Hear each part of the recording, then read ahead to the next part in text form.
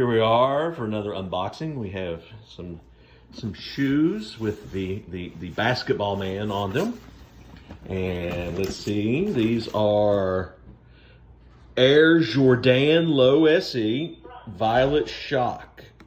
Now the Air Jordan, those are for Louis Jordan, the actor. It's a line of shoes they came out with him. You may remember him from the movie Swamp Thing, and he was also in a lot of musicals.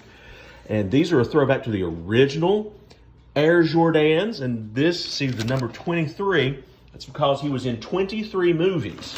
Now, here we go. These ones are violet. Let's see here. Nice.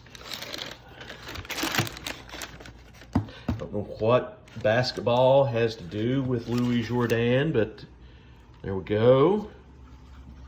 You see there the Air Jordan logo.